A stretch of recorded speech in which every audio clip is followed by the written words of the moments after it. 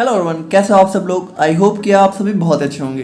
तो आज की वीडियो में हम लोग यहाँ पे फाइनली बात करेंगे अपने मेडिसिनल केमिस्ट्री 6 सेमेस्टर की यूनिट नंबर 4 के बारे में, जिसमें हम लोग यहाँ पे इस सिंगल वीडियो में यूनिट 4 को कंप्लीट कवर करेंगे। इसके अंदर जितने भी टॉपिक्स हैं और इसी के साथ हमारे यहाँ पे मेडिसिनल केमिस्ट्री कंप्लीट कवर हो जाती है, क्योंकि यूनिट 5 हमने यहाँ पे पहले ही अपलोड कर दी थी। सारी नोट्स आप लोग को हमारे ऐप पर देखने को मिल जाएगी, तो अगर आप लोग को उसकी नीड है तो आप वहाँ जाके नोट्स डाउनलोड कर सकते हो। और बाकी अगर हम लोग यहाँ पे बात करें तो आप लोग कॉपी और पेन लेके बैठ जाइए और हम लोग अपना आज का वीडियो स्टार्ट करते हैं। तो यहाँ पे देखिए, इस यूनिट 4 की बात करें तो यूनिट 4 में देखिए मेनली हमारे यहाँ पे 4 टॉपिक्स आपके सिलेबस में दे रखे हैं। सबसे पहला है हमारा एंटी फंगल एजेंट्स, दूसरा है हमारा एंटी प्रोटोजोअल एजेंट्स, थर्ड है हमारा एंथेल्मिनेटिक्स एंड फोर्थ है हमारा यहाँ पे सल्फोनामाइड्स एंड सल्फोन्स। तो सबसे पहले हम लोग यहाँ पे अपने एंटी फंगल एजेंट्स के बारे में बात करते हैं। तो देखिए, आप लोगों ने यहाँ पे फंगल इन्फेक्शन का नाम बहुत ज़्यादा सुन रखा होगा, या फिर कभी हो सकता है आपको हुआ भी हो, या फिर किसी फैमिली मेम्बर को ज़रूरी हुआ होगा। फंगल इन्फेक्शंस मतलब अक्सर ही हो जाते हैं, रिंगवॉर्म वगैरह। और इसके लिए आप लोगों ने टीवी पर भी कभी या फिर अपने मोबाइल में कभी बहुत सारे एड्स भी देखे होंगे इच गार्ड वगैरह के, है ना। तो वो सारी चीज़ें क्या होती है, हमारे फंगल इन्फेक्शंस को ट्रीट करने का काम करती हैं। तो यहाँ पे देखिए, आज की वीडियो में हम लोग इन्हीं एंटी फंगल एजेंट्स को देखेंगे और हम लोग देखेंगे कि बेसिकली यहाँ पे जो हमारा फंगल इन्फेक्शन है, तो फंगल मतलब कि हमारा फंजाई हो गया। तो ये हमारा बेसिकली फंजाई की वजह से होता है। तो फंजाई वगैरह के बारे में भी थोड़ा बहुत हम लोग डिस्कस करेंगे कि फंजाई क्या होता है, कैसे हमारा फंगल इन्फेक्शन कॉज करता है। और बाकी अगर हम लोग यहाँ पे बात करें तो थोड़ा सा देखिए, जो हमारा एंटी फंगल एजेंट्स है वो हमारा क्या होता है, वो हमारी ड्रग्स या फिर सब्सटेंसेज होती हैं जो कि हमारा फंगल इन्फेक्शन को प्रिवेंट या फिर ट्रीट करने का काम करती हैं। अब सिंपल सी बात है, हम लोगों ने अभी तक भी देखा, तो हमारा बैक्टीरिया हो, चाहे वायरस हो, चाहे फंगल हो, जो भी है उसको हम लोग कैसे रोक सकते हैं। या तो उसकी ग्रोथ को रोक दें या तो उनको डायरेक्टली किल कर दें। थोड़ी सी बैकग्राउंड में नॉइज है तो आप लोग थोड़ा सा मैनेज कर लीजिएगा। और बाकी अगर हम लोग यहाँ पे बात करें, अब फंगल इन्फेक्शन ऑल्सो नोन है, अच्छा फंगल इन्फेक्शन को हम लोग माइकोसिस के नाम से भी जानते हैं। और ये हमारा भाई देखिए, फंजाई जब क्या होता है, इन्वेड मतलब कि कह सकते हो मल्टीप्लाई होता है, ग्रो होता है, ठीक है, और हमारी बॉडी में इंटर करता है। तो यहाँ पे जब हमारी बॉडी में इन्वेड करके इंटर करता है तो वो सारी चीज़ें हमारा फंगल इन्फेक्शन कॉज करता है। और बाकी में अच्छा, फंगल इन्फेक्शन मेनली हमारे 2 टाइप के हो सकते हैं। एक हो गया सुपरफिशियल, ज़्यादातर फंगल इन्फेक्शन हमारे सुपरफिशियल ही होते हैं। सुपरफिशियल मतलब कि जो हमें बाहर से दिखते हैं, जैसे रिंगवॉर्म हो गया, कैंडियासिस हो गया। और कुछ हमारे सिस्टमिक भी हो सकते हैं जो कि हमारे इंटरनली हो सकते हैं, हमारे माउथ के अंदर या फिर कहीं और। तो ये हमारा जैसे इसका एग्जांपल होगा कैनेडा एल्बिगेंस। तो ये बस एग्जांपल है, आप लोग याद कर लेना। अब अगर हम लोग यहाँ पे फंजाई के बारे में थोड़ा सा बात करें, जिसकी वजह से हमारा फंगल इन्फेक्शन देखने को मिलता है, तो देखिए फंजाई हमारे होते हैं यूकैरियोटिक माइक्रो ऑर्गेनिज्म, यानी इनके अंदर एक वेल डेवलप्ड न्यूक्लियस होता है, प्रॉपर सेल मेम्ब्रेन होती है, सारी चीज़ें हमें इनके पास देखने को मिल जाती हैं। तो इनके पास देखिए, इनके पास प्रॉपर माइटोकॉन्ड्रिया होता है, न्यूक्लियाई होता है, सेल मेम्ब्रेन होती है और सेल वॉल भी होती है। अब यहाँ पे देखिए इंपॉर्टेंट चीज़ है कि इनकी जो सेल वॉल है ये हमारे चिटिन से मिलकर बनी होती है, जो कि हमारा बेसिकली जो है, चिटिन क्या होता है, हमारा एन एसिटाइल ग्लूकोसामिन का पॉलीमर होता है। मतलब कि बहुत सारे एन एसिटाइल ग्लूकोसामिन मिलके हमारा चिटिन बनाते हैं, जो कि हमारा सेल वॉल का मेजर कंपोनेंट होता है, ठीक है। और मेन चीज़ है कि भाई हमारा सेल वॉल में पॉलीसैकेराइड्स भी देखने को मिलते ही हैं इनके साथ में। और यहाँ पे देखिए इंपॉर्टेंट चीज़ है, बहुत इंपॉर्टेंट, इसको आप लोग ध्यान से देखिएगा कि जो हमारी फंजाई की सेल मेम्ब्रेन होती है, ठीक है, उसका सबसे मेजर कंपोनेंट होता है एर्जोस्ट्रॉल, ठीक है। एर्जोस्ट्रॉल हमारा यहाँ पे बहुत ही मेजर कंपोनेंट होता है। अब एर्जोस्ट्रॉल हमारा कुछ खास नहीं होता है, जैसे ये एक टाइप का कोलेस्ट्रॉल ही होता है, लेकिन जैसे ह्यूमन बॉडी में, एनिमल बॉडी में कोलेस्ट्रॉल होता है, वैसे ही हमारा फंजाई की बॉडी में कोलेस्ट्रॉल की बजाय एर्जोस्ट्रॉल होता है। अब हमें ये देखना है कि एर्जोस्ट्रॉल बेसिकली बनता कैसे है, क्योंकि अभी हम लोग जब देखेंगे हमारी जितनी भी ड्रग्स हैं वो बेसिकली ज़्यादातर इसी एर्जोस्ट्रॉल की सिंथेसिस को रोक के हमारा एक्शन शो करती हैं। तो इसको थोड़ा सा ध्यान से देखिएगा। देखिए, जो हमारा फंजाई है तो वहाँ पे हमारा वहाँ पे हमारा एक कंपोनेंट होता है स्क्वेलिन, ठीक है। अब ये जो स्क्वेलिन होता है, ये हमारा स्क्वेलिन इपॉक्सीडेज एक एंजाइम होता है, इसकी प्रेजेंस में कन्वर्ट हो जाता है स्क्वेलिन इपॉक्सीडेज में, इपॉक्साइड में, ठीक है। स्क्वेलिन हमारा स्क्वेलिन इपॉक्सीडेज की प्रेजेंस में कन्वर्ट हो जाता है स्क्वेलिन इपॉक्साइड में, और ये हमारा फर्दर जो है कन्वर्ट हो जाता है लैनोस्ट्रॉल में, ठीक है। और अगेन हमारा ये जो लैनोस्ट्रॉल है ये हमारा फर्दर जो है हमारा एक एंजाइम होता है 14 अल्फा डीमिथाइलेज, इसकी प्रेजेंस में कन्वर्ट होता है एर्जोस्ट्रॉल में।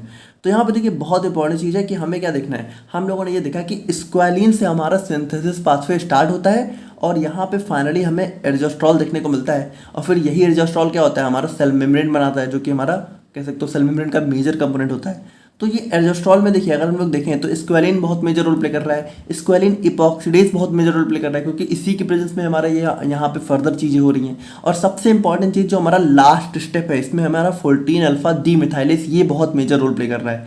तो इसको आप लोग याद रखिएगा, क्योंकि इन्हीं सारे एंजाइम्स को रोक के हम लोग यहाँ पे अपना जो है इनकी ग्रोथ को रोकेंगे। भाई देखिए एक बात बताइए, अगर मान लीजिए किसी तरह से हम लोग इस एल्डोस्ट्रॉल को बनना रोक दें, तो भाई यही तो हमारी फंजाई की सेल वॉल का मेजर कंपोनेंट, सेल मेम्ब्रेन का मेजर कंपोनेंट है। तो अगर यही नहीं होगा तो हमारी सेल मेम्ब्रेन अच्छे से नहीं बन पाएगी, और जब सेल मेम्ब्रेन अच्छे से नहीं बनेगी तो क्या होगा भाई, ये हमारा जो है कह सकते हो इसकी ग्रोथ रुक जाएगी या फिर ये यहाँ पे किल हो जाएगा।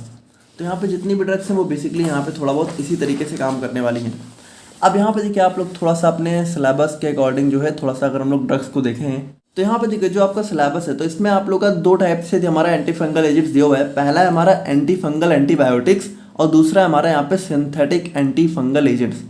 अब यहाँ पे देखिए ध्यान से समझिएगा कि जो एंटी फंगल एंटीबायोटिक्स है आपके सिलेबस के अंदर इसके अंदर 4 ड्रग दी हुई हैं। अब इन चारों की बात करें तो देखिए इसमें से 3 हमारी इसके अंदर भी सब टाइप्स होते हैं, जिसमें एक होता है पॉलीन एंटीबायोटिक्स, तो 3 हमारी इसके अंदर आती हैं, और फिर एक होता है हमारे यहाँ पे हेट्रोसाइक्लिक बेंजोफ्यूरान, जिसके अंदर हमारे यहाँ पे ग्रेसियोफुल्विन हमें देखने को मिलती है। और अगर हम लोग यहाँ पे नाउ अगेन अगर हम लोग यहाँ पे सिंथेटिक एंटी फंगल एजेंट्स की बात करें तो इसमें भी देखिए इसमें आप लोग की डायरेक्टली ड्रग्स दी हुई हैं, लेकिन अगर हम लोग देखना चाहें तो इसमें भी हमारे टाइप्स होते हैं। जैसे सबसे पहला हो जाता है एजोल्स, ठीक है, एजोल्स मतलब जिसके अंदर हमें यहाँ पे इमिडाजोल या फिर ट्रायाजोल की रिंग देखने को मिले। तो इसके बेसिस पे हमारा एजोल्स भी 2 सब टाइप में डिवाइड हो जाता है। पहला हो जाता है इमिडाजोल जिसके अंदर इमिडाजोल रिंग होती है, ट्रायाजोल जिसके अंदर ट्रायाजोल रिंग होती है। नौ इसके अलावा नेक्स्ट हमारा हो जाता है एलाइलमीन, और फिर नेक्स्ट हमारा होता है टॉपिकल एजेंट। तो आप लोग के सिलेबस में जितनी ड्रग्स हैं उनके हिसाब से हम लोगों ने इसको क्लासीफाई किया है। बाकी अगर आप लोग जनरल क्लासिफिकेशन देखोगे तो थोड़ा बहुत और भी कुछ ड्रग्स हमें देखने को मिलती हैं, बट आपके सिलेबस में जितनी दी हैं हम लोगों ने उतनी ही इंक्लूड करी हैं। और देखिए ये ऐसे एग्जाम में क्वेश्चन भी पूछ लेते हैं डायरेक्टली, कभी कभी एग्जाम में आप लोगों से डायरेक्टली एजोल्स के ऊपर क्वेश्चन पूछ लेंगे या फिर पॉलीन एंटीबायोटिक के ऊपर क्वेश्चन पूछ लेंगे। अब ये डायरेक्टली आपके सिलेबस में नाम से तो दिया नहीं है कि एजोल्स पॉलीन एंटीबायोटिक, दिया तो डायरेक्टली सिंथेटिक या फिर एंटी फंगल है, लेकिन जो इनके सब टाइप्स हैं क्वेश्चन इनके नाम से भी आ जाते हैं। तो आप लोग यही वाला क्लासिफिकेशन याद करिएगा, और ये थोड़ा इंपॉर्टेंट है, तो आप लोग हो सके तो इसको याद जरूर कर लीजिएगा। तो यहाँ पे हम लोगों ने देखा अपने एंटी फंगल एजेंट्स का क्लासिफिकेशन। अब हम लोग यहाँ पे बात करेंगे अपने एंटी फंगल एंटीबायोटिक्स के बारे में, फिर नेक्स्ट हम लोग यहाँ पे देखेंगे अपने सिंथेटिक एंटी फंगल एजेंट्स को। तो देखिए सिंपल सी बात है, एंटी फंगल एंटीबायोटिक्स मतलब कि ये वो हमारी एंटीबायोटिक्स दवाएं होंगी जो कि हमारा एंटी फंगल एजेंट्स की तरह भी काम करेंगी, यानी कि ये हमारा बैक्टीरिया को तो किल करती हैं, उसके साथ साथ हमारा फंगल इन्फेक्शंस को भी प्रिवेंट करने का काम करती हैं। अब यहाँ पे देखिए इसके भी हमारे 2 सब टाइप्स हैं, पहला हमारा पॉलीन एंटीबायोटिक्स और दूसरा हमारा यहाँ पे हेट्रोसाइक्लिक बेंजोफ्यूरान। तो सबसे पहले बात करते हैं अपने यहाँ पे हम लोग जो है अपने पॉलीन एंटीबायोटिक्स के बारे में। तो यहाँ पे देखिए पॉलीन एंटीबायोटिक्स की बात करें तो ये हमारी वो एंटीबायोटिक्स हैं जो कि मेनली हमारे एल्डोस्ट्रॉल को टारगेट करती हैं। अच्छा देखिए हम लोग यहाँ पे अगर इनके मैकेनिज्म ऑफ एक्शन को थोड़ा सा देखना चाहिए, काम कैसे करती हैं। देखिए होता क्या है, हम लोगों ने देखा कि जो हमारी सेल मेम्ब्रेन है, जो हमारी कह सकते हो हमारी फंगल की सेल मेम्ब्रेन है, ये हमारी इसका सबसे मेजर कंपोनेंट क्या होता है, इसका सबसे मेजर कंपोनेंट होता है एल्डोस्ट्रॉल। अब मान लीजिए कि ये हमारा एल्डोस्ट्रॉल है, ठीक है, मान लेते हैं कि हमारा एल्डोस्ट्रॉल है। अब ये जो हमारी पॉलीन एंटीबायोटिक्स होती हैं, पॉलीन एंटीबायोटिक्स हैं, ये होता है क्या, ये इस एल्डोस्ट्रॉल से जाके बाइंड हो जाती है। मान लीजिए इस तरीके से बाइंड हो गई, और बाइंड होने के बाद करते क्या है कि ये हमारी सेल मेम्ब्रेन को कर सकते हो, सेल मेम्ब्रेन्स में यहाँ पे क्या होता है, सेल मेम्ब्रेन्स को यहाँ पे रप्चर कर देती है बीच से, ठीक है। अब यहाँ पे क्या हुआ, अब यहाँ पे देखिए सेल मेम्ब्रेन के बीच में कह सकते हो स्पेस हो गया, और जब स्पेस हो गया तो भाई देखिए अंदर का जो भी कंटेंट है वो क्या होगा, वहाँ पे सेल मेम्ब्रेन से बाहर निकल जाएगा, और जब बाहर निकल जाएगा तो धीरे धीरे हमारी बैक्टीरियल सेल की यहाँ पे डेथ हो जाएगी, हमारे फंगल सेल्स की। तो यहाँ पे देखिए कुछ इसी तरीके से हमारा क्या होता है, पॉलीन हमारा सबसे पहले एल्डोस्ट्रॉल से बाइंड होता है जो कि हमारा सेल मेम्ब्रेन में प्रेजेंट होता है। उसके बाद देखिए बाइंडिंग के बाद क्या होता है कि ये हमारा पोर्स या फिर चैनल्स फॉर्म कर देता है। पोर्स मतलब यहाँ पे देखिए यहाँ पे इसी तरीके से यहाँ पे क्या होता है, इसने पोर्स फॉर्म कर दिए, जिसकी वजह से क्या होता है कि हमारा लीकेज हो जाती है एक्स्ट्रा एसेंशियल इंट्रासेलुलर आयंस और मॉलिक्यूल्स की, यानी कि जो भी यहाँ पे इसके अंदर जो भी आयंस थे, मॉलिक्यूल्स थे, उनकी लीकेज होना स्टार्ट हो जाती है। और जब लीकेज होती है तो उसकी वजह से हमारा यहाँ पे क्या होता है, ऑस्मोटिक इंबैलेंस वगैरह क्रिएट होता है, और अल्टीमेटली हमारी फंगल सेल की डेथ हो जाती है। तो कुछ इस तरीके से हमारे यहाँ पे पॉलीन एंटीबायोटिक्स काम करती हैं। अब इसके अंदर हमारी 3 ड्रग हैं और तीनों में से कोई स्टार ड्रग नहीं है, तो आप लोग बस यहाँ पे स्ट्रक्चर यूजेज वगैरह इनका देख सकते हो, इतना काफ़ी है। और क्योंकि थोड़ा सा स्ट्रक्चर काफ़ी कॉम्प्लिकेटेड है तो इतना आप लोग को याद करने की भी ज़रूरत आई थिंक सो नहीं है, बाकी आप लोग करना चाहो तो कर सकते हो। नाउ नेक्स्ट हम लोग यहाँ पे बात करते हैं अपने हेट्रोसाइक्लिक बेंजोफ्यूरान के बारे में।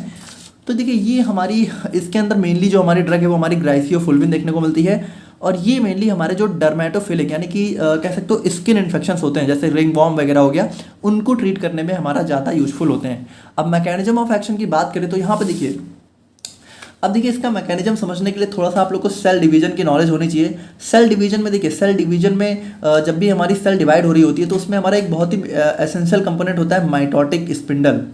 माइटोटिक स्पिंडल जो कि हमारा कह सकते हो डीएनए के डिवीजन में बहुत मेजर रोल प्ले करता है, क्रोमोसोम्स के डिवीजन में।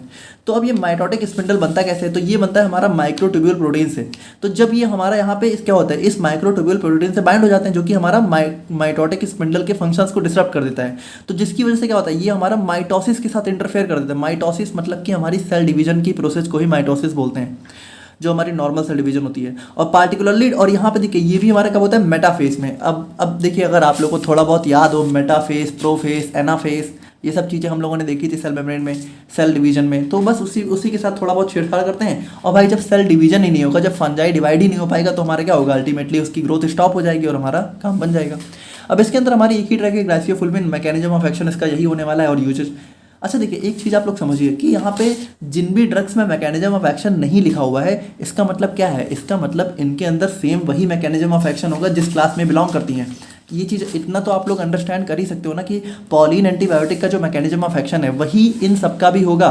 तो कभी आप लोग ये मत सोचे कि इनका मैकेनिज्म ऑफ एक्शन तो रोड्स में है ही नहीं। देखिए इनका मैकेनिज्म ऑफ एक्शन यही है, ठीक है। अब इसी चीज़ को बार बार लिखने का कोई मतलब तो है नहीं, तो आप लोग इतना खुद से समझ सकते हो। तो ये हो गया हमारे यहाँ पे anti fungal antibiotics. Now next हम लोग यहाँ पे बात करते हैं अपने सिंथेटिक एंटी फंगल एजेंट्स के बारे में। अब सिंपल सी बात है, सिंथेटिक है मतलब ये हमारी लैबोरेटरी वगैरह में सिंथेसाइज किए जाते हैं। अब इसके अंदर देखिए, इसके अंदर भी हमारे 3 सब क्लास हैं। पहला है एजोल्स, दूसरा है एलाइलामीन और थर्ड हो गया टॉपिकल एजेंट्स। अब सबसे पहले बात करते हैं एजोल्स की। अब देखिए एजोल्स मतलब कि हमारे वो एजेंट जिनके अंदर हमारी एजोल रिंग। अब एजोल भी हमारे 2 टाइप के होते हैं, एक होता है इमिडाजोल, एक होता है ट्रायाजोल। तो इमिडाजोल की रिंग होगी तो इमिडाजोल क्लास के हो गए, और ट्रायाजोल की होगी तो ट्रायाजोल क्लास के हो गए। अब देखिए हम लोग यहाँ पे इन सभी को एक साथ ही पढ़ेंगे क्योंकि ये सभी का मैकेनिज्म ऑफ एक्शन बिल्कुल सेम होने वाला है। तो ये इनके मैकेनिज्म ऑफ एक्शन की बात करें तो यहाँ पे देखिए, अब आप लोग ध्यान से देखिएगा, हम लोगों ने स्टार्टिंग में ही देखा अपनी फंगल सेल वॉल को। और यहाँ पे देखिए अगर आप लोगों को याद हो तो हमारी जो फंगल सेल मेम्ब्रेन है वो उसका सबसे मेजर कंपोनेंट क्या है, एर्जोस्ट्रॉल। और ये बनता कब है, ये हमारा तब बनता है जब 14 अल्फा डीमिथाइलेज एंजाइम क्या करता है, लेनोस्ट्रॉल को यहाँ पे एर्जोस्ट्रॉल में कन्वर्ट करता है। तो अगर हम लोग इस एंजाइम को ही ब्लॉक कर देंगे तो क्या होगा भाई, ये लेनोस्ट्रॉल एर्जोस्ट्रॉल में कन्वर्ट ही नहीं होगा, यानी एर्जोस्ट्रॉल बनेगा ही नहीं। और जब यही नहीं बनेगा तो हमारी सेल मेम्ब्रेन भी अच्छे से नहीं बनेगी और हमारा काम बन जाएगा। तो यहाँ पे देखिए ये जो हमारे एजोल्स होते हैं ये बेसिकली बस यही करते हैं कि ये हमारे 14 अल्फा डीमिथाइलेज को इनहिबिट कर देते हैं। अब जब, और देखिए ये क्या होता है, ये हमारा एक टाइप का साइटोक्रोम P450 एंजाइम होता है। और जब यही इनहिबिट हो जाता है तो यहाँ पे क्या होता है, हमारी मेम्ब्रेन इंटीग्रिटी डिस्टर्ब हो जाती है और हमारी परमेबिलिटी बढ़ जाती है। परमेबिलिटी मतलब कि वहाँ से, परमेबिलिटी का मतलब भी यही है कि हमारा लीकेज बढ़ जाता है और हमारी फंगल ग्रोथ यहाँ पे इनहिबिट हो जाती है। अब इसके अंदर ड्रग्स की बात करें तो हमारी बहुत सारी ड्रग्स दे रखी हैं, जिसमें से जो हमारे यहाँ पे माइकोनाजोल जो है स्टार ड्रग हमें देखने को मिल जाती है। तो इसकी हम लोग यहाँ पे सिंथेसिस को भी डिस्कस करेंगे। तो देखिए ये हमारा, अच्छा देखिए एक चीज़ आप लोग समझ लीजिए, जितनी भी ड्रग्स हैं सबका मैकेनिज्म ऑफ एक्शन बिल्कुल यही होने वाला है कि ये 14 अल्फा डीमिथाइलेज एंजाइम को इनहिबिट करेंगे। अब इसमें आप लोग कंफ्यूज मत होइएगा। तो यहाँ पे देखिए मिकोनाजोल की सिंथेसिस की अगर हम लोग यहाँ पे बात करें तो यहाँ पे देखिए एक चीज़ आप लोग थोड़ा सा ध्यान दीजिएगा कि नोट्स में यहाँ पे एक छोटी सी मिस्टेक हो गई है। मतलब जिन्होंने भी यहाँ पे नोट्स ऑलरेडी ले रखी है तो यहाँ पे आप लोग को एक Cl ग्रुप नहीं देखने को मिलेगा, तो यहाँ पे आप लोग थोड़ा ऐड कर लीजिएगा। बाकी हम नोट्स यहाँ पे अपडेट कर देंगे, कोशिश करेंगे कि अपडेट कर दें। बट अगर आप लोगों ने प्रिंट आउट वगैरह निकलवा लिया तो वहाँ पे आप लोग ये Cl ग्रुप ऐड कर दीजिएगा। और यहाँ पे भी सिंथेसिस में भी थोड़ी सी यहाँ पे मिस्टेक हो गई थी तो वो सही कर दी अभी हम लोगों ने। यहाँ पे देखिए अगर हम लोग इसकी सिंथेसिस की बात करें तो इसकी सिंथेसिस हमारे स्टार्ट होती है 2,4-डाइक्लोरोफिनाइसाइल ब्रोमाइड से। तो यहाँ पे देखिए इसकी रिएक्शन जब हम लोग अपने इमिडाजोल रिंग के साथ कराते हैं तो होता क्या है, जो इमिडाजोल का NH है तो यहाँ से NH का H और ये Br HBr के फॉर्म में रिमूव हो गए और ये यहाँ पे देखिए ये हमारे डायरेक्टली यहाँ पे जाके अटैच हो जाती है। तो कुछ इस तरीके से हमारा यहाँ पे जो है इंटरमीडिएट देखने को मिलता है। देखिए सेम ही है, यहाँ पे ये बस थोड़ा सा रोटेट हो गई है, बाकी सेम ही है। अब इसका अगर हम लोग यहाँ पे फर्दर रिडक्शन कराते हैं NaBH4 की प्रेजेंस में तो यहाँ पे क्या होता है, ऑक्सीजन पे एक हाइड्रोजन ग्रुप आके अटैच हो जाता है। और फिर इसकी रिएक्शन फर्दर जब हम लोग अपने 1-chloro-2,4-डाइक्लोरोमिथाइल बेंजीन से कराते हैं तो यहाँ पे क्या होता है, तो हमारा यहाँ पे जो है हमें अपना माइकोनाजोल देखने को मिल जाता है। अब इसमें कुछ नहीं, हमारा यहाँ पे देखिए इस OH से H और यहाँ पे देखिए ये हमारा CH2Cl है, ठीक है। तो ये H और ये Cl ये HCl के फॉर्म में रिलीज हो गए और यहाँ पे हमारा जो है माइकोनाजोल देखने को मिल जाता है। तो इस तरीके से हमारी माइकोनाजोल की सिंथेसिस देखने को मिलती है। और बाकी अगर हम लोग यहाँ पे बात करें तो बाकी सारे ड्रग्स का आप लोग स्ट्रक्चर एंड यूजेस देख सकते हो, उसमें कुछ खास नहीं है बताने लायक। मैकेनिज्म ऑफ एक्शन सबका यहाँ पे सेम रहने वाला है, एकदम सेम। और नेक्स्ट हम लोग यहाँ पे अब बात करते हैं अपने जो है सिंथेटिक एंटी फंगल एजेंट्स के, मतलब जो हमारा नेक्स्ट टाइप है उसके बारे में। तो ये थे हमारे बाकी सारे ड्रग्स। और अब हम लोग बात करते हैं अपने एलाइल अमीन्स के बारे में। तो देखिए एलाइल अमीन्स भी हमारी सिंथेटिक एंटी फंगल एजेंट्स होती हैं और ये भी हमारे सेल मेम्ब्रेन के साथ इंटरफेयर करती हैं। अब देखिए ये हमारा थोड़ा डिफरेंट टाइप से काम करती है। अब अगर आप लोग थोड़ा सा याद हो तो यहाँ पे देखिए हम लोगों ने स्टार्टिंग में देखा था कि जो हमारा स्क्वालिन है यही हमारा एर्जोस्ट्रॉल के सिंथेसिस का प्रिकर्सर होता है, मतलब यहीं से हमारी स्टार्ट होती है। अच्छा मान लीजिए कि स्क्वालिन है, अगर यही हमारा आगे की चीज़ों में ना कन्वर्ट हो तो भी तो हमारा एर्जोस्ट्रॉल नहीं बनेगा। तो स्क्वालिन को देखिए एर्जोस्ट्रॉल बनाने के लिए हमारा स्क्वालिन इपॉक्साइड में कन्वर्ट होना बहुत ज़रूरी है। और ये कन्वर्ट कब होता है? जब हमारा स्क्वालिन इपॉक्सीडेज एंजाइम हमारा हेल्प करता है इसके कन्वर्जन में। अब अगर हम लोग यहाँ पे इस एंजाइम को ब्लॉक कर दें तो हमारा काम बन जाएगा, यानी कि ये स्क्वालिन अपना फर्दर नहीं कन्वर्ट होगा इसमें। और जब यही नहीं बनेगा तो हमारी बाकी की चीज़ें भी नहीं होगी, हमारा एर्जोस्ट्रॉल नहीं बन पाएगा। और यहाँ पे देखिए ये तो होगा ही कि अगर स्क्वालिन यहाँ पे फर्दर नहीं कन्वर्ट हुआ तो एर्जोस्ट्रॉल तो बनेगा नहीं, वो तो होगा ही। लेकिन उसके साथ साथ देखिए जब स्क्वालिन यहाँ पे नहीं कन्वर्ट होगा तो स्क्वालिन बिल्ड होना स्टार्ट हो जाएगा। और ये जो स्क्वालिन है ना ये हमारा टॉक्सिक होता है। अगर स्क्वालिन बहुत ज़्यादा बिल्ड हुआ तो ये भी फर्दर यहाँ पे डैमेज करेगा। तो इस तरीके से हमारा डबल एक्शन हमें देखने को मिल जाता है हमारे एलाइल अमीन्स का। देखिए होता क्या है, ये हमारा स्क्वालिन इपॉक्सीडेज एंजाइम को ब्लॉक कर देते हैं जो कि बहुत ही एसेंशियल होता है एर्जोस्ट्रॉल की बायोसिंथेसिस पाथवे में। अब इसकी वजह से क्या होता है, हमारी एर्जोस्ट्रॉल की सिंथेसिस डिक्रीज हो जाती है और यहाँ पे स्क्वालिन का एक्यूमुलेशन यानी स्क्वालिन इकट्ठा होने लग जाता है जो कि हमारा बहुत ही टॉक्सिक होता है फंगल सेल्स के लिए। और इस डुअल इफेक्ट की वजह से क्या होता है, हमारा एर्जोस्ट्रॉल का डिप्लीशन और टॉक्सिक स्क्वालिन बिल्डअप की वजह से हमारी फंगल सेल की डेथ हो जाती है। अब इसके अंदर हमारा नेफ्टिफिन हाइड्रोक्लोराइड देखने को मिल जाता है और बाकी इसके अंदर हमारी यही एक ड्रग थी। और नेक्स्ट हम लोग यहाँ पे फाइनली बात करते हैं अपने टॉपिकल एजेंट्स के बारे में। तो टॉपिकल एजेंट्स मतलब कि वो दवाएं जो कि हम लोग यहाँ पे टॉपिकली मतलब कि स्किन के ऊपर अप्लाई करते हैं। अब इसके अंदर हमारा मेन टॉलनेफ्टेट आ जाता है जो कि हमारी स्टार ड्रग है। और मैकेनिज्म ऑफ एक्शन देखिए इसका बिल्कुल एलाइल अमीन की तरह ही होता है, यानी ये भी हमारा जो है स्क्वालिन इपॉक्सीडेज एंजाइम को ब्लॉक करता है। अब इसकी सिंथेसिस की अगर हम लोग यहाँ पे बात करें तो यहाँ पे इसकी सिंथेसिस हमारे 2-नेप्थॉल से स्टार्ट होती है। तो 2-नेप्थॉल की रिएक्शन हम लोग अपने थायोफॉस्जिन के साथ कराते हैं। तो यहाँ पे देखिए क्या होता है, सिंपल सी बात है, ये Cl यहाँ पे अटैच हो गया, हमारा HCl रिलीज हो गया। तो यहाँ पे देखिए जब हम लोग इसकी रिएक्शन अपने N-methyl-3 टोलिडीन से कराते हैं तो बस सिंपली यहाँ पे कुछ नहीं, जो हमारा ये जो H है और यहाँ से जो Cl है ये Cl रिलीज हो गए और यहाँ पे ये N जो है डायरेक्टली यहाँ पे आके अटैच हो जाता है और ये हमारा CH3 और ये हमारा पूरा ग्रुप और ये हमारा बन जाता है टॉलनेफ्टेट। बहुत ही सिंपल रिएक्शन थी। और इसका यूज हम लोग रिंगवर्म, एथलीट्स फूड, तो ये सारे हमारे सुपरफिशियल फंगल इन्फेक्शंस होते हैं तो उनके ट्रीटमेंट में हमारी यूज होती है। तो ये था हमारे यहाँ पे एंटी फंगल एजेंट्स। ना अब हम लोग बात करते हैं अपने नेक्स्ट टॉपिक के बारे में जो कि हमारा एंटी प्रोटोजोअल एजेंट्स।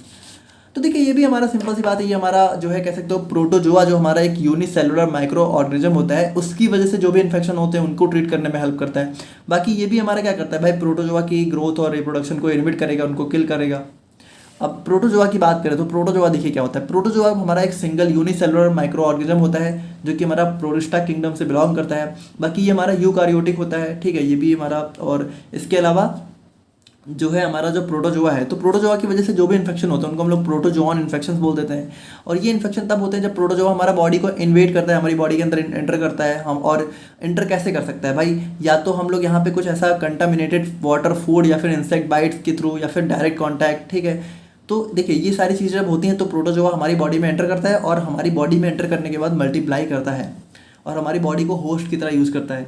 और सम कॉमन इन्फेक्शंस की बात करें तो हमारा जो अमीबियासिस हो गया, गियार्डियासिस हो गया, तो ये सारे हमारे कुछ कॉमन प्रोटोजोआ के इन्फेक्शंस हैं। और देखिए प्रोटोजोआ के स्ट्रक्चर की बात करें तो हमारा थोड़ा सा इस टाइप का देखने को मिलता है, जहाँ पे हमारा साइटोप्लाज्म हो गया, न्यूक्लियस होता है प्रॉपर, इसके पास मेम्ब्रेन वगैरह होती है और फूड वॉक्यूल जहाँ पे अपना कह सकते हो खाना स्टोर करता है।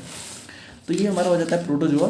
और देखिए सबसे जो मोस्ट कॉमन टाइप का हमारा प्रोटोजोआ इन्फेक्शन होता है वो हमारा होता है अमीबियासिस, जो कि हमारा अमीबा की वजह से होता है और इस अमीबा का नाम होता है एंटा अमीबा हिस्टोलाइटिका। तो ये हमारा हमारा कह सकते हो एक टाइप का अमीबा होता है जो कि प्रोटोजोआ होता है। और अमीबा प्रोटोजोआ सेम ही है, ठीक है, मतलब अमीबा एक टाइप है प्रोटोजोआ का और इसकी वजह से हमारा यहाँ पे अमीबियासिस हमें देखने को मिलता है। और बाकी देखिए अगर हम लोग यहाँ पे बात करें तो ये मेनली हमारा लार्ज इंटेस्टाइन को अफेक्ट करता है, लेकिन ये हमारी बॉडी के अदर ऑर्गन्स में भी स्प्रेड हो सकता है। और ये कब होता है, ये हमारी बॉडी में जो है कह सकते हो अगर हम लोग जब भी ड्रिंकिंग या फिर कुछ कंटामिनेटेड वाटर लेते हैं और हमारा हाइजीन वगैरह उतना अच्छा नहीं होता तभी हमारी ये बॉडी में एंटर करता है। और इसकी सिम्टम्स की बात करें तो हमारा माइल्ड टू सीवियर डायरिया हो सकता है, stomach cramps, fever, fatigue, nausea, bloody stools, ये सारे हमारे इसके कुछ सिम्टम्स हो जाते हैं। देखिए है तो बहुत सारे टाइप हमारे मतलब प्रोटोजोआन इन्फेक्शन के बहुत सारे टाइप हैं, लेकिन सबसे कॉमन हमारा यही होता है। तो इसी के बारे में हम लोग थोड़ा सा हम लोगों ने देखा। और अगर हम लोग यहाँ पे बात करें तो यहाँ पे देखिए हम यहाँ पे जो हमारा एंटी प्रोटोजोअल एजेंट्स हैं उसका कोई क्लासिफिकेशन वगैरह हम लोग नहीं देखेंगे, क्योंकि इतना पूछा भी नहीं जाता है और ना इतना ज़्यादा कह सकते हो क्लासिफिकेशन इसका कुछ स्पेसिफिक है भी। तो आप लोग के सिलेबस में अगर आप लोग देखो तो डायरेक्टली जो ड्रग्स दी हैं हम लोग उन्हीं के बारे में पढ़ेंगे। जैसे यहाँ पे अगर आप लोग देखो तो ये आप लोग का सिलेबस है और इसमें आप लोग की डायरेक्टली जो है ड्रग्स दी हुई हैं, एंटी प्रोटोजोअल एजेंट्स में डायरेक्टली ड्रग्स दी हुई हैं और उसमें कोई सार वगैरह कुछ नहीं पढ़ना है आप लोग को। तो बस डायरेक्टली हम लोग इसी से स्टार्ट करते हैं। तो यहाँ पे देखिए एक हमारी स्टार्ट ड्रग है मेट्रोनिडाजोल, तो इसको हम लोग थोड़ा सा डिटेल में देख लेते हैं। तो मेट्रोनिडाजोल की बात करें तो ये देखिए ये हमारी यहाँ पे नाइट्रोइमिडाजोल क्लास की एंटीबैक्टीरियल ड्रग होती है और इसका यूज हम लोग यहाँ पे प्रोटोजोआ और एनारोबिक बैक्टीरिया के अगेंस्ट में करते हैं। ये हमारा इसका स्ट्रक्चर हो गया। मैकेनिज्म ऑफ एक्शन की बात करें तो यहाँ पे देखिए ये क्या करता है, ये हमारी एक प्रो ड्रग होती है, ठीक है। यानी कि ये हमारा क्या होता है, ये हमारा जो प्रोटोजोआ या फिर एनारोबिक बैक्टीरिया होते हैं उनके अंदर जाके अपने एक्टिव फॉर्म में कन्वर्ट होती है और जब एक्टिव फॉर्म में कन्वर्ट होती है तो ये हमारा डीएनए के साथ इंटरेक्ट करती है और उनका डीएनए को स्ट्रैंड को ब्रेक कर देती है और हमारा न्यूक्लिक एसिड सिंथेसिस को इनहिबिट कर देती है, जिसकी वजह से हमारी सेल डेथ हो जाती है। अब न्यूक्लिक एसिड मतलब क्या, हमारा वही डीएनए, और डीएनए स्ट्रैंड क्या होता है। तो आई होप कि आप लोग यहाँ पे लाइन से लेक्चर देखते हुए आ रहे हो, हम लोगों ने इसको थोड़ा बहुत डिस्कस कर लिया है। बाकी बहुत डिटेल में अगर आप लोग को जानना है तो डीएनए का लेक्चर आप लोग देख सकते हो, ऑलरेडी अपलोड है बायोकेमिस्ट्री में। तो आई होप कि थोड़ा बहुत पता होगा, नहीं पता है तो आप लोग सिंपली जान लो कि डीएनए के स्ट्रैंड्स होते हैं, अगर उनको ब्रेक कर दो तो डीएनए नहीं बन पाएगा, डीएनए का रेप्लिकेशन नहीं होगा, यानी डीएनए की कॉपी नहीं बन पाएगी। जब डीएनए की कॉपी नहीं होगी तो बैक ग्रोथ रुक जाएगी, हमारी सेल डेथ हो जाएगी।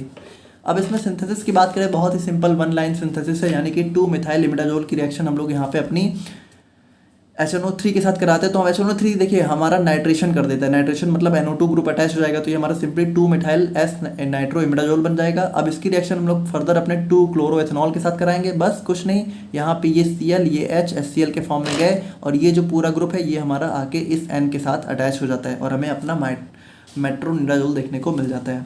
यूजेस की बात करें तो हमारा एमेबियासिस, गियार्डियासिस, एनारोबिक बैक्टीरियल इन्फेक्शंस, इन सब में हमारा इसका यूज देखने को मिलता है। तो ये था हमारे यहाँ पे मेट्रोनिडाजोल। और बाकी अगर हम लोग यहाँ पे बात करें तो हमारा टिनिडाजोल हो गया और निडाजोल हो गया, ये सारी हमारी नॉर्मली ड्रग्स हैं। तो इनका स्ट्रक्चर यूजेस आप लोग देख लीजिए। हमारा डायलॉक्सेनिडीन हो गया, ठीक है, और हमारा आइडोक्विनॉल हो गया, और उसके बाद हमारा पेंटामिडीन आइसेथायोनेट हो गया, और हमारा एडोवाक्यूओन हो गया, एंड लास्ट में हमारा एफ्लोरेनिथीन हो गया। तो ये सारी हमारी यहाँ पे नॉर्मल सी ड्रग्स हैं, और मतलब नॉर्मल नहीं है बट यहाँ पे आपके सिलेबस में स्टार ड्रग में नहीं दी हुई है, तो इतना यहाँ पे इनके बारे में नहीं पूछते हैं। इनका नाम आप लोग याद कर लोगे उतना काफ़ी है। यूजेस की बात करें, मान लीजिए अगर कभी आ भी जाता है तो यूजेस तो सबका सेम ही रहने वाला है ना भाई, हमारा एंटी प्रोटोजोअल एजेंट्स हैं, तो जो भी प्रोटोजोअल इन्फेक्शन है उन्हीं को ट्रीट करने में यूज़ करेंगे बस। तो देखिए ये हो गया हमारे यहाँ पे एंटी प्रोटोजोअल एजेंट। और अब हम लोग बात करते हैं एंथेल्मिंटिक्स के बारे में। अब देखिए एंथेल्मिंटिक्स क्या होता है, ये हमारी वो दवाएं होती हैं जो कि हमारा हेलमिन्ट्स यानी कि हेलमिन्ट्स के द्वारा हेलमिनेटिक्स के थ्रू यहाँ पे जो भी इन्फेक्शंस होते हैं उनको ट्रीट करने में काम करती हैं। अब हेलमिनेटिक्स क्या होते हैं, देखिए आप लोगों के घर में ज़रूर अक्सर यहाँ पे बोला गया होगा ऐसा पेट के कीड़े। अब ये जो पेट के कीड़े होते हैं ना, इन्हीं को यहाँ पे कह सकते हो हेलमिनेटिक्स बोला जाता है।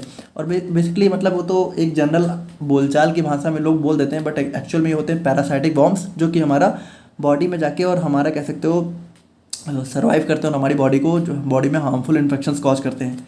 अब यहाँ पे देखिए बात करें तो ये हमारी वो ड्रग्स हैं जो कि यहाँ तो इसको स्टनिंग का मतलब होता है कि कह सकते हो इनको रोक देना, इनकी ग्रोथ को रोक देना, या फिर कह सकते हो इनको इनएक्टिव कर देना। इनको वैसे स्टनिंग का मतलब होता है कि इनको अचेत कर देना। अचेत का मतलब इनको मतलब बेहोश कर देना, ठीक है, मतलब बेहोश। अब देखिए बेहोश करने से मतलब है कि यहाँ पे इनकी ग्रोथ को रोक देना, और या तो इनको डायरेक्टली किल भी कर सकते हैं। तो देखिए स्टनिंग को हम लोग बोलते हैं वर्मीफ्यूज और किलिंग को हम लोग बोलते हैं वर्मीसाइडन। और इसकी वजह से देखिए यहाँ पे without causing significant damage to the host, यानी कि जिस होस्ट के अंदर ये होते हैं उनको डैमेज ना करके ये डायरेक्टली हमारे इन्हीं पैरासाइटिक वॉर्म्स पे अपना काम करता है। बाकी देखिए जो हमारी डिजीज होती हैं, अब यहाँ पे देखिए ये हमारी बहुत ही पुराने टाइम से, मतलब कि जैसे कि आप लोग को पता है, आप लोगों ने बचपन से ही शायद सुनते आ रहे होंगे कि कभी पेट के कीड़े हो गए हैं, पेट में कीड़े हो गए हैं ना, ऐसा बोला जाता होगा। तो मतलब काफ़ी पुराने टाइम से इसको जाना जाता है और आज भी ये बहुत ही मेजर पब्लिक हेल्थ हजार्ड बना हुआ है, यानी कि बहुत ही मेजर प्रॉब्लम कॉज करता है वर्ल्ड वाइड। अब अगर हम लोग यहाँ पे क्लासिफिकेशन की बात करें, यानी कि जो भी हमारे कह सकते हो हेलमेट्स होते हैं, तो ये भी हमारे बहुत ही अलग अलग टाइप के होते हैं। इसमें से जो सबसे मेजर है तो वो हमारा नेमेटोड्स हो गए, सेस्टोड्स हो गए और हमारा यहाँ पे टैमेटोड्स हो गए। ठीक है, तो ये हमारे मेजर क्लासिफिकेशन हो जाते हैं। और यहाँ पे भी हम लोग बात करें तो यहाँ पे देखिए कुछ हमारी ड्रग्स दी हुई हैं डायरेक्टली आपके सिलेबस में, तो उन्हीं को हम लोग डायरेक्टली डिस्कस कर लेते हैं विदाउट एनी क्लासिफिकेशन। तो इसमें हमारी 2 स्टार ड्रग है, तो इन पर हम लोग थोड़ा सा डिटेल में डिस्कशन कर लेते हैं। तो सबसे पहले स्टार ड्रग है हमारी यहाँ पे डाइइथाइल कार्बामेजिन सिट्रेट। तो यहाँ पे देखिए ये हमारी एक टाइप की सिंथेटिक एंथेल्मेटिक ड्रग होती है और प्राइमरी इसका यूज़ हम लोग जो है अपने फैलरेसिस। अब देखिए यहाँ पे हमारा एक इसी में हमारा एक जो है कह सकते हो, देखिए ये जो हमारे नेमेटोड्स होते हैं तो इन्हीं में हमारा एक टाइप होता है फैलरियासिस। तो ये हमारा एक पैरासाइटिक डिजीज होती है जो कि हमारा फाइलोरियल वॉर्म्स के थ्रू कॉज करी जाती है। मतलब फाइलोरियल वॉर्म्स हमारे नेमेटोड्स का एक टाइप होते हैं। और बाकी अगर हम लोग यहाँ पे बात करें तो हमारा जो डाइइथाइल कार्बामेजिन सिट्रेट है, इसका हमारा स्ट्रक्चर हो जाता है, ये हमारा डाइइथाइल कार्बामेजिन हो गया, हमारा सिट्रेट हो गया। अब मैकेनिज्म ऑफ एक्शन की बात करें तो यहाँ पे देखिए इंपॉर्टेंट चीज़ ये है कि जो फाइलोरियल वॉर्म्स है ना, ये इनको डायरेक्टली किल नहीं करती है, बल्कि फाइलोरियल वॉर्म्स क्या होते हैं, ये यहाँ पे सबसे पहले हमारा बनाते हैं माइक्रोफैलराई और यही फर्दर जाके और बड़े फाइलोरियल वॉर्म्स में कन्वर्ट हो जाते हैं। तो ये जो कह सकते हो माइक्रोफैलराई बनाते हैं ना, ये उनको किल करता है, उनके अगेंस्ट में अपना एक्शन शो करता है। तो ज़्यादा अच्छे एक्शन के लिए हम लोग यहाँ पे इसके साथ कॉम्बिनेशन में ड्रग लेते हैं जो कि इसके साथ साथ हमारे फाइलोरियल वॉर्म्स को भी डायरेक्टली टारगेट करते हैं। बट यहाँ पे अगर हम लोग पार्टिकुलरली डाइइथाइल कार्बामेजिन की बात करें तो ये हमारा जो है माइक्रोफैलराई को टारगेट करता है। और बाकी देखिए ये करता क्या है कि ये उनके सरफेस स्ट्रक्चर को अल्टर कर देता है। अच्छा देखिए आपको पता है भाई, हमारी बॉडी का जो इम्यून सिस्टम है, ठीक है, तो ये हमारा कैपेबल होता है ज़्यादातर जो भी हमारे फॉरेन कह सकते हो हार्मफुल माइक्रो ऑर्गेनिज्म होते हैं उनको किल करने के लिए। मतलब हमारा इम्यून सिस्टम खुद ही इतना पावरफुल होता है।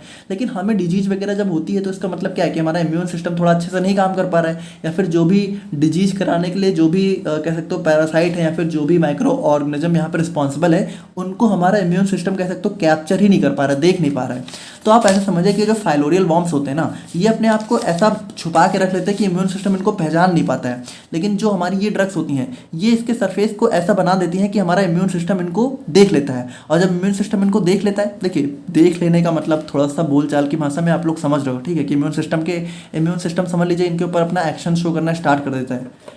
और इसकी वजह से क्या होता है भाई, इम्यून सिस्टम इनका फैगोसाइटोसिस कर देता है, यानी कि इनको निगल लेता है, निगल के इनको किल कर देता है। निगलता कैसे है, तो मतलब इसके लिए आप लोग को थोड़ा बहुत एंटी इन्फ्लामेशन का लेक्चर आई होप आप लोगों ने देखा होगा सेकंड सेम में, वहाँ पे हम लोगों ने इन सभी चीज़ों को डिस्कस किया था। बाकी देखिए ये हमारा एराकिडोनिक एसिड मेटाबॉलिज्म के साथ भी इंटरफेयर करती हैं। और एराकिडोनिक एसिड क्या होता है, हमारा ये भी हमारा सेल मेम्ब्रेन का एक बहुत ही मेजर पार्टिकल होता है। तो जब ये हमारा इसके साथ भी छेड़छाड़ हो जाती है तो हमारा क्या होता है, हमारा इमोबिलाइजेशन हो जाता है और हमारी होस्ट डिफेंस का यहाँ पे डिस्ट्रक्शन हो जाता है, ठीक है। तो इस तरीके से ये हमारा काम करती हैं। और इसकी सिंथेसिस की अगर हम लोग यहाँ पे बात करें तो हमारा डाइइथाइल कार्बामोइल क्लोराइड और जब 1-मिथाइल पाइपराजीन की रिएक्शन हम लोग कराते हैं तो यहाँ पे देखिए क्या होता है, देखिए ये हमारा 1-मिथाइल पैपराजीन हो गया। और यहाँ पे देखिए ये जो हमारा ग्रुप है, ये इस H और ये Cl निकल गए। अब यहाँ पे देखिए डबल बॉन्ड O N और ये पूरा ऐसे लगा हुआ है। और फिर ये हमारा बन गया डाइइथाइल कार्बामेजिन, ठीक है, ये हो गया डाइइथाइल कार्बामेजिन। अब इसकी रिएक्शन हम लोग सिट्रिक एसिड के साथ कराएंगे तो हमारा सिट्रेट आगे अटैच हो जाएगा। तो ये बन गया हमारा डाइइथाइल कार्बामेजिन सिट्रेट, सिंपल। और यूजेस की बात करें तो मेनली इसका यूज़ हम लोग अपने लिम्फेटिक फाइलरियासिस में करते हैं। नाउ नेक्स्ट हमारी ड्रग है मेबेंडाजोल। अच्छा देखिए कभी भी अगर आप लोगों से एग्जाम में मान लीजिए कोई स्टार ड्रग के सिंथेसिस वगैरह पूछते हैं तो आप लोगों को लिखना बिल्कुल ऐसा ही है, पहले थोड़ा इंट्रोडक्शन देना है। अब अगर कुछ ड्रग्स में अगर आप लोग को लगता है कि हमने नहीं लिखा हुआ है तो उसमें हम लोगों ने इसलिए नहीं लिखा है क्योंकि उससे पहले हम लोगों ने जिस क्लास में बिलोंग करती है उसके बारे में लिख दिया है, तो उस क्लास के बारे में पहले आप लोग लिख सकते हो ना। अब इसमें देखिए इसमें हम लोगों ने डायरेक्टली ड्रग को लिखा है, इसीलिए हम लोगों ने इसके इंट्रोडक्शन भी लिख दिया है, क्योंकि इसमें हम लोगों ने क्लास नहीं डिस्कस करी है और इसका एमओए भी हम लोगों ने लिखा है। बट जिसका एमओ नहीं लिखा है इसका मतलब कि वो जो है क्लास के एमओ में आती है, तो जिस क्लास के अंदर में आती है उसमें तो एमओए लिखा हुआ है ना। तो आप लोग इतना समझदार हो कि आप लोग वहाँ से जो है लिख सकते हो एमओए, समझ रहे हो ना आप लोग। तो अगर हम लोग यहाँ पे मेबेंडाजोल की बात करें तो ये हमारा मेबेंडाजोल का स्ट्रक्चर हो जाता है और इसका यूज़ भी हम लोग जो है कह सकते हो इंटेस्टाइनल वॉर्म इन्फेक्शंस में करते हैं। और ये देखिए इसका काम करने का तरीका क्या होता है, तो देखिए ये भी हमारा कह सकते हो हमारी जो ट्यूबुलिन प्रोटीन होता है उसके साथ बाइंड करता है, और उसके बाद देखिए क्या होता है, ये हमारा माइक्रोट्यूब्यूल का फॉर्मेशन इनहिबिट कर देता है। और जब माइक्रोट्यूब्यूल, अच्छा देखिए यहाँ पे अगर हम लोग स्पेशली इन वॉर्म्स की केस में बात करें, ये जो पैरासाइटिक वॉर्म्स होते हैं, इसमें जो हमारा माइक्रोट्यूब्यूल है ये हमारा कह सकते हो ग्लूकोज के ट्रांसपोर्ट में बहुत मेजर रोल प्ले करता है। अब ग्लूकोज क्या होता है भाई, ग्लूकोज हमारा, ग्लूकोज ही तो एनर्जी का फॉर्म होता है, सबसे मेजर एनर्जी का फॉर्म होता है। तो जब यहाँ पे ग्लूकोज का ट्रांसपोर्ट यहाँ पे नहीं हो पाता है तो हमारा वॉर्म्स को एनर्जी ही नहीं मिलती है, और जब एनर्जी ही नहीं मिलेगी भाई तो क्या होगा, धीरे धीरे मर जाएंगे। तो यहाँ पे इस तरीके से ये अपना काम करते हैं। अब सिंथेसिस की बात करें हम लोग अपने मेबेंडाजोल की, तो यहाँ पे देखिए इसकी सिंथेसिस स्टार्ट होती है 4-क्लोरोबेंजोफिनोल से। तो इसकी रिएक्शन हम लोग यहाँ पे इसका नाइट्रेशन सबसे पहले कराते हैं, तो नाइट्रेशन मतलब NO2 ग्रुप आके अटैच हो गया, और यहाँ पे देखिए हमारा क्लोरो ग्रुप भी होगा Cl। तो यहाँ पे इसका नाइट्रेशन हो गया, और नाइट्रेशन के बाद जब हम लोग यहाँ पे इसकी रिएक्शन अपने NH3 और CH3OH से कराएंगे तो यहाँ पे क्या होगा, हमारा यहाँ पे देखिए HCl रिलीज हो गया और NH2 आके यहाँ पे अटैच हो गया। ठीक है, ये हमारा बन गया 4-अमीनो 3-नाइट्रो-बेंजोफिनोन। अब इसकी रिएक्शन फर्दर हम लोग हाइड्रोजन और पैलेडियम की प्रेजेंस में कराएंगे तो हमारा हो जाएगा रिडक्शन। रिडक्शन मतलब NO2 कन्वर्ट हो जाएगा NH2 में, और उसके बाद इसकी रिएक्शन हम लोग कराएंगे अपने थायोएसिटामाइड डेरिवेटिव के साथ। तो यहाँ पे देखिए क्या होगा, अब यहाँ पे होगी हमारी साइक्लाइजेशन। अब देखिए यहाँ पे इस स्टेप को थोड़ा ध्यान से समझिएगा, यहाँ पे हो क्या रहा है। यहाँ पे देखिए ये जो NH2 है, तो यहाँ पे देखिए इस NH2 से ये वाला NH2 आके अटैच हुआ, यहाँ पे साइक्लाइजेशन हो रहा है। अब देखिए NH2 जब अटैच हुए, ठीक है, तो यहाँ पे हुआ क्या, ये NH2 और यहाँ से इस NH2 से एक H NH3 के फॉर्म में निकल गया। यहाँ बचा क्या, यहाँ बचा NH। तो देखिए इस NH से डायरेक्टली ये रिलीज हो गया, ज्वाइंट हो गया। अब यहाँ पे देखिए ये ऐसा है, ठीक है, ये ऐसा। अब यहाँ पे देखिए ये वाला जो ये वाला है, तो यहाँ से क्या हुआ, यहाँ से CH3S और यहाँ से हमारा कह सकते हो देखिए यहाँ पे ये CH3 और यहाँ पे देखिए ये जो NH2 था, तो इस NH2 से एक H और इस CH3S, ठीक है, ये हमारा CH3SH के फॉर्म में निकल गए। और यहाँ पे क्या हुआ, यहाँ पे एक H जो बचा हुआ है वो हमारा इसके पास आ गया, NH के पास, और ये डबल बॉन्ड इधर शिफ्ट हो गया, और यहाँ पे ये इस तरीके से पूरा ग्रुप अटैच हो गया, हमारा बन गया मेबेंडाजोल। थोड़ा सा ध्यान से देखोगे तब आप लोग को समझ में आ जाएगा कि कैसे यहाँ पे अटैच हुआ है। ठीक है, थोड़ा सा आप लोगों को खुद से भी दिमाग लगाना पड़ेगा। और यूजेस की बात करें तो हमारा एस्केरेसिस, हुक वॉर्म इन्फेक्शंस, इन सब में हमारा इसका यूज देखने को मिलता है। और नेक्स्ट हम लोग यहाँ पे बात करें तो नेक्स्ट हमारा हो जाता है इसके अंदर हमारा जो है, बाकी सब तो हमारी सेम सिंपल ही है, ठीक है, और कोई स्टार ड्रग नहीं है इसके अंदर। तो हमारा थायोबेंडाजोल हो गया, हमारा एल्बेंडाजोल हो गया, और बाकी हमारा नाइक्लोसमाइड हो गया, और हमारा ऑक्जामिनक्विन हो गया, ऑक्जामनिक्विन हो गया, और हमारा प्राजीक्वेंटिल हो गया, और हमारा एवरमेक्टिन हो गया। तो ये सारी हमारी ड्रग हो जाती हैं, तो इसको आप लोग नाम याद कर लीजिए, उतना काफ़ी है। तो देखिए ये हो गया हमारे यहाँ पे एंटी प्रोटोजोअल एजेंट्स, एंथेल्मेंटिक्स और एंटी फंगल एजेंट्स। अब हम लोग बात करते हैं बहुत ज़्यादा इंपॉर्टेंट टॉपिक के बारे में, जो कि हमारा होने वाला है सल्फोनामाइड्स एंड सल्फोन्स। अब देखिए ये बहुत इंपॉर्टेंट टॉपिक है, ये एग्जाम में कई बार पूछा गया है, इसमें सार वगैरह सब कुछ पढ़ना है, हमें क्लासिफिकेशन भी देखना है, तो इसको आप लोग यहाँ पर बहुत ध्यान से देखिएगा।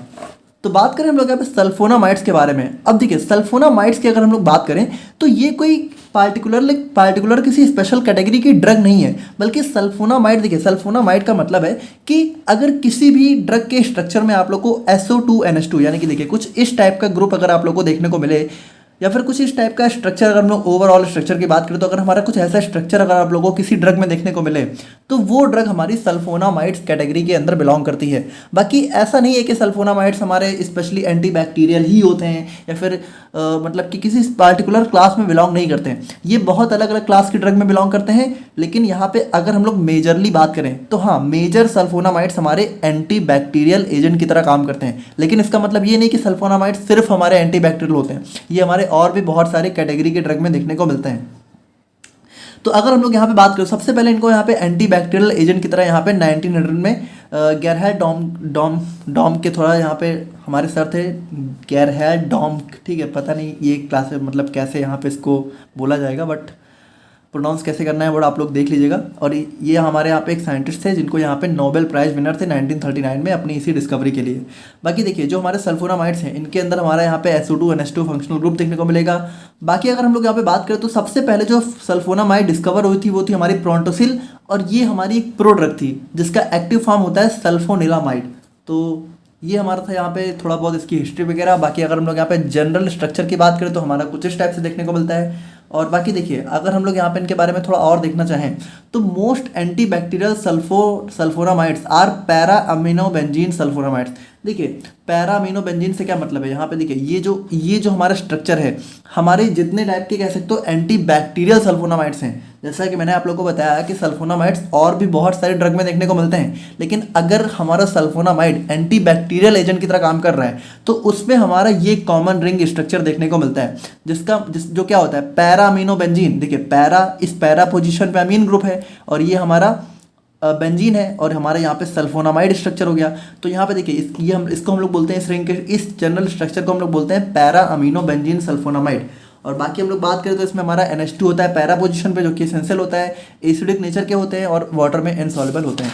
अब अगर हम लोग यहाँ पे इसके सार को डिस्कस करना चाहें तो यहाँ पे देखिए जो हमारा सार है सल्फोनामाइड्स का, तो ये हमारी यहाँ पे भाई हम लोग वही जनरल स्ट्रक्चर लेंगे। अब यहाँ पे देखिए NH2 की जगह यहाँ पे हम लोगों ने R अटैच कर दिया, थोड़ा बहुत चेंजेस होते रहते हैं यहाँ पे। तो इसमें देखिए इसमें हमारे दो तीन मेजर कंपोनेंट हैं, जैसे एक हमारा ये पैरा अमीनो ग्रुप हो गया, एक हमारा सल्फोनामाइड ग्रुप हो गया, और सल्फोनामाइड ग्रुप ये जो हमारा R1 सब्स्टिट्यूशन है। तो इन तीनों के बारे में हम लोग यहाँ पे इस तार में डिस्कस करेंगे।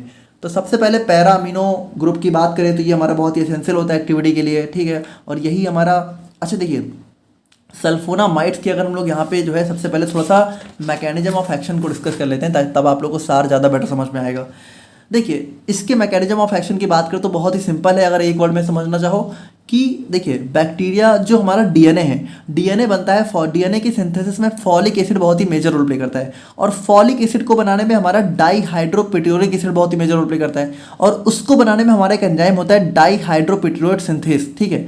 तो ये एंजाइम बहुत ज़रूरी होता है क्योंकि यही एंजाइम क्या होता है, पाबा को हमारा डाईहाइड्रोपिट्यूरिक एसिड में कन्वर्ट करता है, और यही आगे चल के हमारा बनाता है, यही हमारा आगे चल के फॉलिक एसिड बनाता है। तो आप ये समझिए कि ये जो हमारा सल्फोनामाइड्स होते हैं ये बेसिकली करते क्या है, इसी एंजाइम को इनहिबिट कर देते हैं, और इस एंजाइम को इनहिबिट करने की वजह से क्या होता है, हमारा कह सकते हो एंजाइम जब ब्लॉक हो जाता है तो हमारा जो है कह सकते हो डाईहाइड्रोफॉलिक एसिड नहीं फॉर्म हो पाता है, और जब ये नहीं फॉर्म होगा, देखिए ये सारे होते हैं फॉलिक एसिड के प्रीकर्सर, यानी इसको फॉलिक एसिड को बनाने में हमारा DHF, THF और हमारा पाबा और हमारा डाईहाइड्रोपिट्यूरिक एसिड ये सब रोल प्ले करते हैं। तो हम लोगों ने किसी एक को भी ब्लॉक किया तो हमारा फॉलिक एसिड नहीं बनेगी, और without folic acid bacteria can't make DNA और प्रोटीन्स। तो बस इस तरीके से हमारा सल्फोनामाइड्स का जो है कह सकते हो मैकेनिज्म ऑफ एक्शन देखने को मिलता है।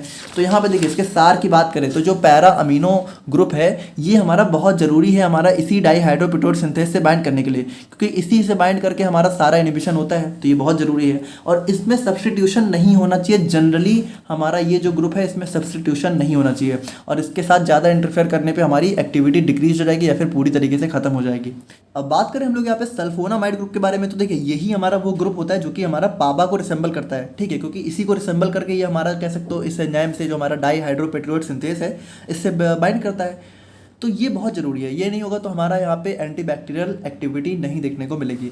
बाकी अगर हम लोग N1 सब्स्टिट्यूशन की बात करें, यानी कि ये जो हमारा R ग्रुप है इसकी जगह हमारा क्या क्या हो सकता है, तो यहाँ पे देखिए इसकी जगह हमारे बहुत सारे डिफरेंट टाइप्स के ग्रुप हो सकते हैं, और सबका यहाँ पे अलग अलग इफेक्ट होता है। जैसे मान लीजिए कि अगर हमारा एक सिंपल एल्काइल ग्रुप है तो उसकी वजह से हमारा थोड़ा सा कह सकते हो लाइपोफिलिसिटी थोड़ी सी कम हो जाएगी, और अगर हाइड्रोसाइक्लिक लेंगे तो हमारी लिपिड सॉल्युबिलिटी बढ़ेगी और हमारा प्रोटीन बाइंडिंग इनहेंस होगी।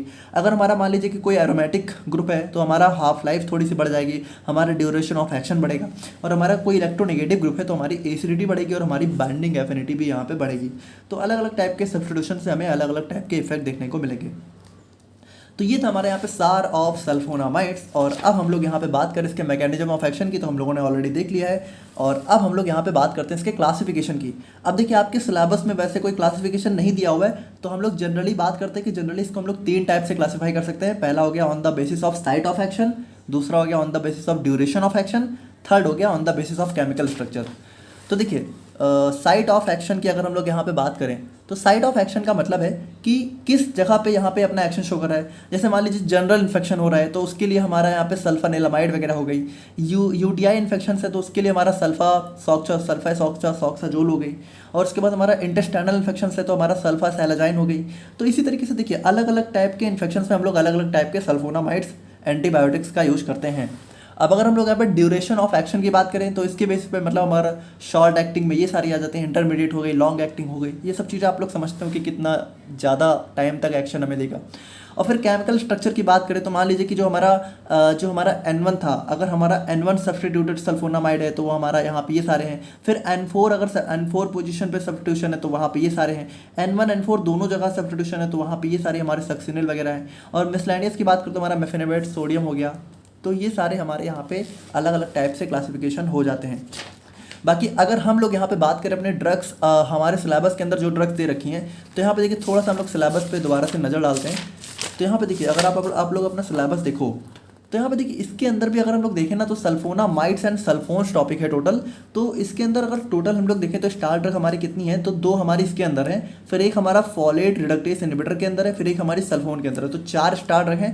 इन चारों को काफ़ी डिटेल में देखेंगे। सबसे पहला हमारा सल्फासेटामाइड हो जाती है।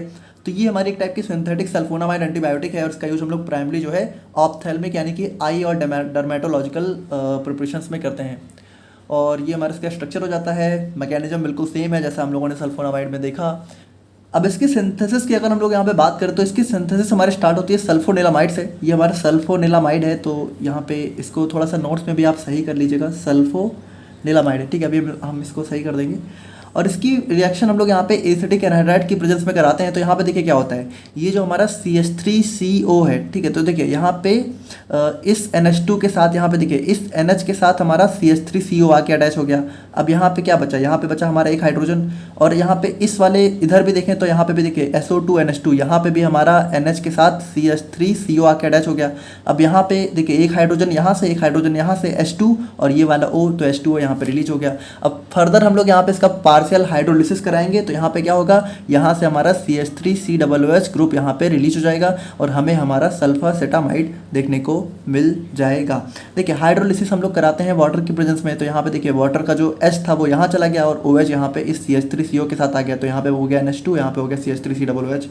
अब इसका यूज हम लोग यहाँ पे बैक्टीरियल कंजक्टिवाइटिस यानी कि जो हमारा आई इन्फेक्शन होता है और हमारा वेजिनाइटिस, हमारा वेजाइना वगैरह में कुछ भी इन्फेक्शन होता है वहाँ पे हम लोग यहाँ पे इसका यूज करते हैं। नेक्स्ट हमारी ड्रग आ जाती है सल्फा मेथॉक्साजोल। तो ये भी हमारे एक टाइप की स्टार ड्रग है, हमारे सिलेबस में दे रखी है।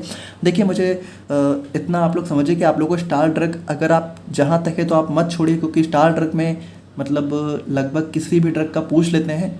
बट इंपॉर्टेंट क्वेश्चन भी यहाँ पे कल आप लोग को देखने को मिल जाएगा, तो वहाँ पे आप लोग देख सकते हो। बट जनरली सभी स्टार ड्रग के बारे में पूछ लिया जाता है। तो सल्फोमेथाक्साजोल हमारा एक टाइप का सल्फोनामाइड एंटीबायोटिक है और हमारे यहाँ पे इसका यूज हम लोग जनरली कॉम्बिनेशन में करते हैं ट्राईमेथोप्रेम के साथ। तो अभी ट्राईमेथोप्रेम को भी हम लोग देखेंगे ताकि हमें इनहेंस्ड एंटीबैक्टीरियल एक्शन देखने को मिल सके।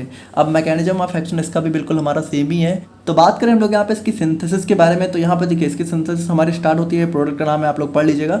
और यहाँ पे इसका होता है डीकार्बोक्सिलेशन। तो डीकार्बोक्सिलेशन मतलब CO2 ग्रुप रिलीज होगा। तो यहाँ पे देखिए CO2 रिलीज होता है, यहाँ पे बचता है NH2। अब फर्दर इसकी रिएक्शन हम लोग अपने सल्फानिलामाइड से कराते हैं। तो बस यहाँ पे कुछ नहीं, यहाँ पे देखिए इस वाले ग्रुप में देखिए ये जो NH है, तो NH के साथ ये पूरा ग्रुप हमारा जाके अटैच हो जाता है। यहाँ से Cl, यहाँ से H, HCl निकल गया, हमारा बन गया सल्फामेथाक्साजोल। काफ़ी सिंपल सी हमारी सिंथेसिस हमें देखने को मिल जाती है। उसके बाद बाकी सारी हमारी सिंपल सी ड्रग है, सल्फा मेथाजीन वगैरह है, तो ये सब आप देख लीजिएगा। सल्फा पैराडीन है और हमारा सल्फा डायाजीन हो गया, फिर हमारा मेफेनाइड एसीटेट हो गया, फिर हमारा सल्फा सैलाजीन हो गया। तो ये सारी हमारी स्टार ड्रग है, इनको आप यहाँ पे देख लीजिएगा। नाउ नेक्स्ट हमारा आ जाता है फॉलेट रिडक्टेस इनहिबिटर्स।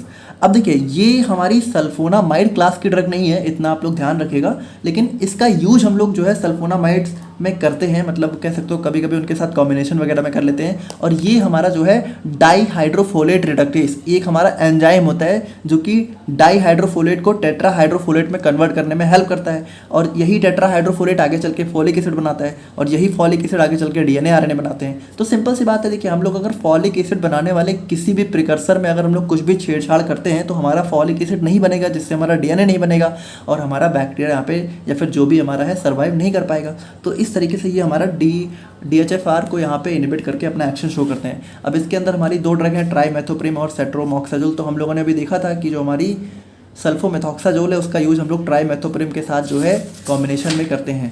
तो ट्राईमेथोप्रेम की बात करें तो यहाँ पे देखिए इसकी सिंथेसिस थोड़ी सी कॉम्प्लिकेटेड है, थोड़ा सा आप लोग यहाँ पे ध्यान से देखिएगा, स्टेप्स बहुत ज़्यादा हैं। ये हमारा इसका स्ट्रक्चर हो गया। और अब हम लोग यहाँ पे बात करें इसके सिंथेसिस के बारे में, तो ध्यान से देखिए। सिंथेसिस की स्टार्ट होती है 3,4,5 ट्राई मेथॉक्सी बेंजाल्डिहाइड से। अब इसकी रिएक्शन हम लोग यहाँ पे कराते हैं अपने NaBH4 से। अब यहाँ पे देखिए होता क्या है, यहाँ पे जो है हमारा और कुछ चेंजेस नहीं हो रहे, बस यहाँ पे हमारा CH2OH हो जाता है। ठीक है, यहाँ पे CHO की जगह हमारे यहाँ पे CH2OH हो जाता है। अब फर्दर इसकी रिएक्शन हम लोग यहाँ पे अपने SOCl2 से कराते हैं। तो हमें यहाँ पे क्या होता है कि हमारा OH की जगह हमारा Cl का सब्स्टिट्यूशन हो जाता है। ठीक है, तो हमारी सब्स्टिट्यूशन रिएक्शन हो जाती है। अब उसके बाद अगर हम लोग यहाँ पे बात करें तो उसके बाद देखिए, उसके बाद हम लोग इसकी रिएक्शन फर्दर अपने इथाइल साइनो एसीटेट के साथ कराते हैं। तो यहाँ पे इसका कंडेंसेशन हो जाता है, यानी कि यहाँ पे देखिए ये जो पूरा का पूरा ग्रुप है ये हमारा इस CH2 से आके अटैच हो जाता है। देखिए यहाँ पे देखिए ये हो गया C2H5, ये हो गया C2H5, ये COO, ये हो गया CH2, ये हो गया CH2, और यहाँ से Cl और यहाँ से Cn हमारा रिमूव हो जाते हैं और यहाँ पे पूरा ग्रुप आके अटैच हो जाता है। ठीक है, अब फर्दर यहाँ पे बात करें तो फर्दर हम लोग यहाँ पे इसकी रिएक्शन अपने HCOO C2H5 के साथ कराते हैं। तो यहाँ पे देखिए क्या होता है, देखिए थोड़ा सा यहाँ पे ध्यान से देखिएगा। देखिए यहाँ पे थोड़ा सा मतलब आप लोग को ऐसे ही समझना पड़ेगा, क्योंकि अगर आप मैकेनिज्म देखने चले जाओगे तब तो आप लोग फिर दिमाग में कुछ आएगा ही नहीं। ऐसे आप लोग को थोड़ा समझाना पड़ेगा। जैसे कि यहाँ पे देखिए क्या हो रहा है, जैसे यहाँ पे अगर हम लोग देखें तो देखिए ये रहा ये वाला CH2, ठीक है, ये वाला। अब देखिए ये जो CH2 का ये वाला C था, अब इसके साथ देखिए क्या हो रहा है, ये हमारा C है। अब देखिए ये जो COO C2H5 है, ये देखिए ये बिल्कुल ऐसे जुड़ा हुआ है, और यहाँ पे नया क्या हो गया, यहाँ पे CHOH नया आके अटैच हो गया है। तो यहाँ पे देखिए यहाँ पे इस डबल बॉन्ड के साथ CHOH ग्रुप आके अटैच हो गया है। ठीक है, तो ये हमारा न्यू इंटरमीडिएट बन जाता है। अब यहाँ पे होगी इसकी साइक्लाइजेशन, यानी कि अब ये जो हमारा ग्रुप है ये हमारा साइकिल फॉर्म में कन्वर्ट हो जाएगा। तो यहाँ पे देखिए अब होगी यहाँ पे साइक्लाइजेशन रिएक्शन। अब थोड़ा सा यहाँ पे देखिए आप लोग को थोड़ा समझना पड़ेगा कि यहाँ पे देखिए जैसे बात करें तो ये ग्रुप जो हमारा आप लोग को दिख रहा है, तो यहाँ पे क्या होगा, यहाँ पे जैसे ये जो C है तो ये देखिए यहाँ का C आ गया, फिर ये देखो ये एक N ये फिर ये NH2, और यहाँ पे देखिए क्या हो रहा है, यहाँ पे ये जो C2H5O है और यहाँ पे इस NH का H है ये हमारा निकल गया, फिर ये हमारा इस तरीके से अटैच हो जाता है, तो हमारी साइक्लाइजेशन साइकिल बन जाती है। फिर हम लोग यहाँ पे इसका कराएंगे सब्स्टिट्यूशन, यानी कि इस OH की जगह हमारा सब्स्टिट्यूशन होकर क्या होगा, हमारा Cl आ जाएगा। और उसके बाद फर्दर यहाँ पे हम लोग इसकी रिएक्शन अपने अमोनिया के साथ कराएंगे। तो यहाँ पे Cl और यहाँ पे इस NH3 से एक HCl निकल गया, यहाँ पे आ गया NH2 और ये हमारा बन गया ट्राईमेथोप्रीम। तो ये हमारी हो जाती है इसकी सिंथेसिस। थोड़ी सी कॉम्प्लिकेटेड थी, आप लोग थोड़ा सा इसको ध्यान देख लीजिएगा। यूजेज की बात करें तो हमारा पाइलोनेफ्राइटिस हो गया, यानी कि हमारा UTI में जो इन्फेक्शन हमारा किडनी में होता है, ठीक है, वो पाइलोनेफ्राइटिस हो जाता है। फिर हमारा प्रोस्टेट ग्लैंड में अगर हमारा इन्फ्लेमेशन वगैरह हो रहा है, और उसके बाद हमारा रेस्पिरेटरी ट्रैक्ट में कुछ भी इन्फेक्शन है, निमोनिया है, तो ये सारे हमारे इसके यूजेज हो जाते हैं। फिर हमारा आ जाता है कॉट्रीमॉक्साजोल। तो ये हमारा जो है, अच्छा देखिए जो कॉट्रीमॉक्साजोल है ये बेसिकली दो दवाओं का कॉम्बिनेशन होता है, सल्फोमेथॉक्साजोल और ट्राईमेथोप्रीम। और हम लोगों ने अभी इसको देखा था कि हमारा ये दोनों कॉम्बिनेशन में यूज़ किए जाते हैं, तो इनका कॉम्बिनेशन ही हमारा कहलाता है कॉट्रीमॉक्साजोल, और कुछ नहीं है। बाकी इसका यूज़ भी हमारा आप लोग देख लीजिएगा। फिर नेक्स्ट हमारी लास्ट ड्रग आ जाती है इसके अंदर, हमारी सल्फोन्स। तो सल्फोन्स भी देखिए हमारा एक टाइप का ऑर्गेनिक कंपाउंड्स हो जिनके अंदर हमारा सल्फोनिल ग्रुप देखने को मिलता है 2 कार्बन के बीच में, यानी कि देखिए इसमें हमारा सल्फोनिल ग्रुप होता है, इसके अगल बगल 2 कार्बन होते हैं। अब ये 2 कार्बन हमारा जो है एल्काइल ग्रुप से हो सकते हैं, एराइल ग्रुप से हो सकते हैं, किसी साइक्लो एल्केन से हो सकते हैं, किसी से भी हो सकते हैं। अब यहाँ पे मैकेनिज्म ऑफ एक्शन इसका सेम ही रहने वाला है सल्फोनामाइड्स की तरह। और सिंथेसिस की अगर हम लोग यहाँ पे बात करें तो यहाँ पे देखिए जो हमारी इसके अंदर ड्रग है, तो यहाँ पे देखिए यही हमारी डैप्सोन यहाँ पे इसके अंदर ड्रग है जो कि हमारी स्टार ड्रग है, तो ये हमारा डैप्सोन का स्ट्रक्चर हो गया। और सिंथेसिस की हम लोग यहाँ पे बात करें तो यहाँ पे देखिए यहाँ पे इसकी सिंथेसिस स्टार्ट होती है। यहाँ पे देखिए 1-chloro-4 नाइट्रोबेंजीन, इसके 2 मॉलिक्यूल है, एक ये रहा और एक हमारा हो गया सोडियम सल्फाइड। तो कुछ नहीं, बस यहाँ पे देखिए क्या हुआ, यहाँ पे इन दोनों ये दोनों देखिए ये दोनों ऐसे आ गए NO2 और यहाँ पे देखिए ये जो 2 Cl थे और यहाँ पे जो Na था, ठीक है, तो 2 NaCl निकल गया और यहाँ पे ये S आके बीच में आ गया, ठीक है। फिर फर्दर यहाँ पे इसकी रिएक्शन हम लोग क्रोमिक एसिड से कराएंगे, तो यहाँ पे क्या होगा, हमारा इसका ऑक्सीडेशन हो जाएगा, तो दोनों तरफ ऑक्सीजन आके अटैच हो जाएंगे। फिर फर्दर इसकी रिएक्शन हम लोग यहाँ पे अपने HCl और अपने कह सकते हो टिन की प्रेजेंस में कराएंगे, तो हमारा यहाँ पे डैप्सोन हमें देखने को मिल जाएगा। यानी यहाँ पे देखिए क्या हुआ, यहाँ पे बस हमारा जो है इसका जो है रिडक्शन हो जा रहा है, ठीक है, NO2 की बजाय NO2 की जगह NH2 हो जा रहा है, हमारा डैप्सोन बन जा रहा है। यूजेस की बात करें तो हमारा anti inflammatory agent, treatment for leprosy, तो इन सब में हमारा इसका यूज देखने को मिलता है।